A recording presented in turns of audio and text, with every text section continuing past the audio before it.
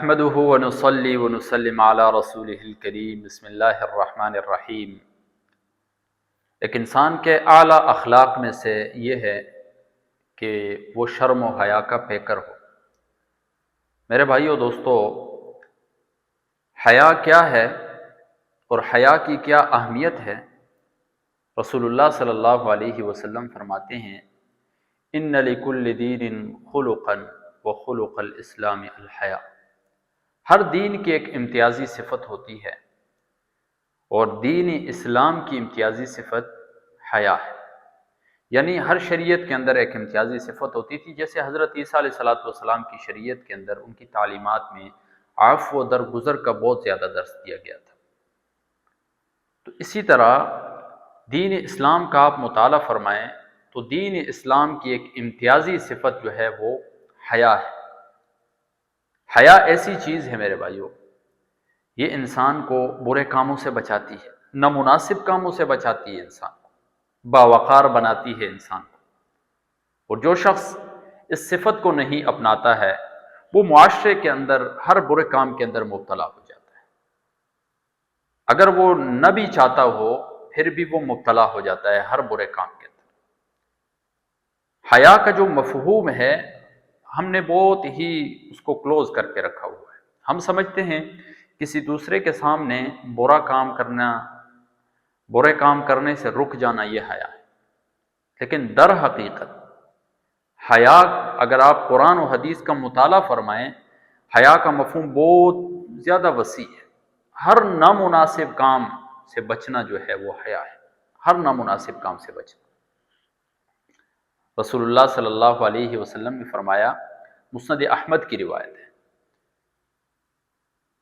فرمایا کہ اللہ تبارک و تعالی سے حیا کرو جیسا حیا کرنے کا حق ہے۔ صحابہ نے فرمایا یا رسول اللہ تبارک و تعالی سے تو ہم حیا کرتے ہیں۔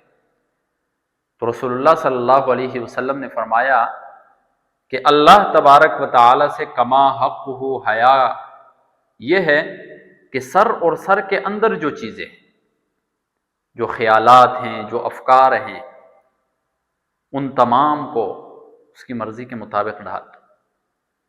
روایت کو میں تھوڑا مفہوماً بیان کروں، اور جو پیٹ ہے اور جو پیٹ جس چیز سے بھرا ہوا ہے اس کو بھی اللہ رب العزت کی مرضی کے مطابق بنا دو۔ موت اور موت کے ماں باپ کو یاد کرو، یہ کما حقہ حیا ہے۔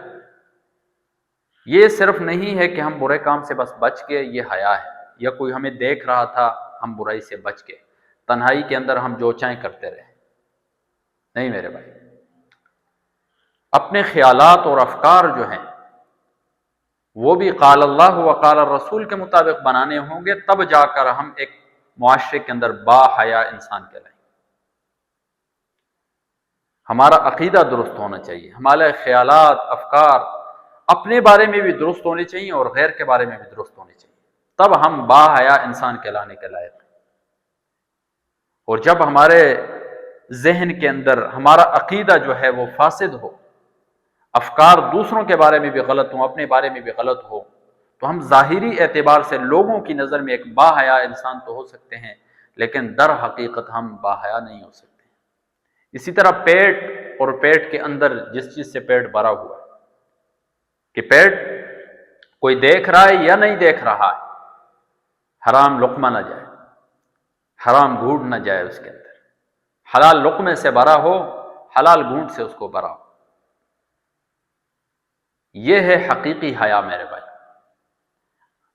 اور جس شخص کے اندر حیا نہیں ہوتی ہے، بخاری شریف کی روایت ہے کہ پھر وہ جو چاہے کرے، وہ آزاد ہے، کیونکہ اس کے اندر حیا ہی نہیں ہے۔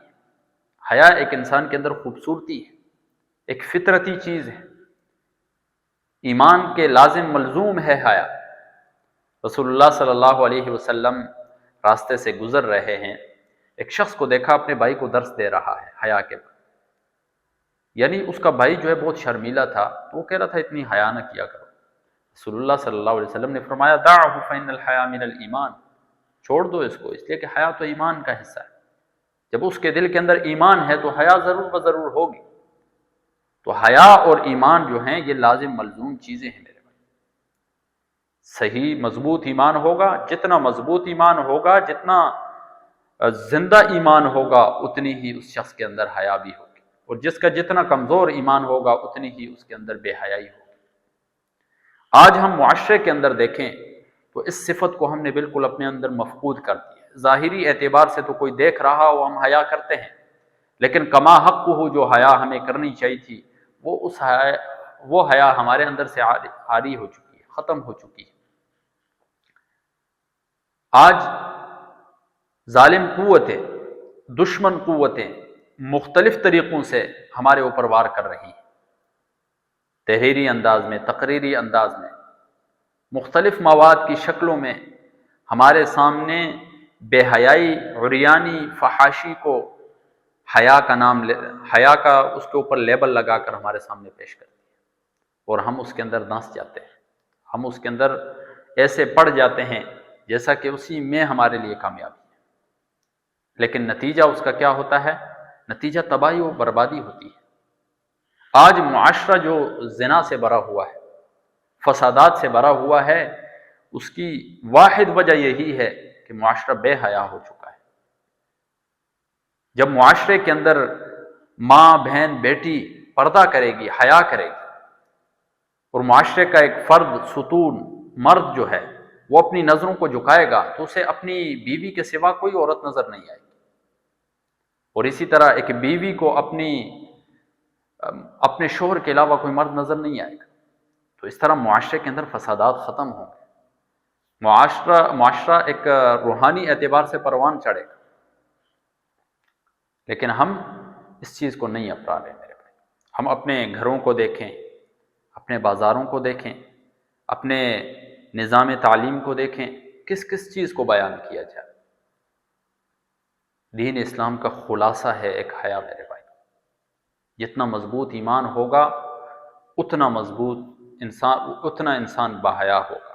تو آج ضرورت اس امر کی ہے کہ ہم اپنے اندر اس صفت کو اپنا لیں، چاہے کوئی دنیا دار ہے، دیندار ہے، دکاندار ہے، بزنس مین ہے، یا ڈاکٹر ہے، انجینئر ہے، جو بھی ہے، بحیثیت انسان اگر وہ اپنے آپ کو ایک اچھا مسلمان تصور کرتا ہے تو اسے اس صفت کو اپنانا ہوگا، تب جا کر صحیح معنوں میں وہ ایک صحیح مومن کہلانے کے لائق ہوگا، اور اس کا فائدہ اور نتیجہ یہ ہوگا کہ فسادات اپنے آپ سے بھی ختم ہوں گے، اور پھر معاشرے سے بھی ختم ہوں گے، خاندانوں سے بھی ختم ہوں گے، اور جب فسادات ختم ہوں گے تو معاشرے کے اندر ایک خوشی نظر آئے گی، معاشرے کے اندر ایک امن پیدا ہو، معاشرے کے اندر ایک سکون پیدا ہو، اللہ تبارک و تعالیٰ کی برکتوں کا نزول ہوگا، رحمتوں کا نزول ہوگا۔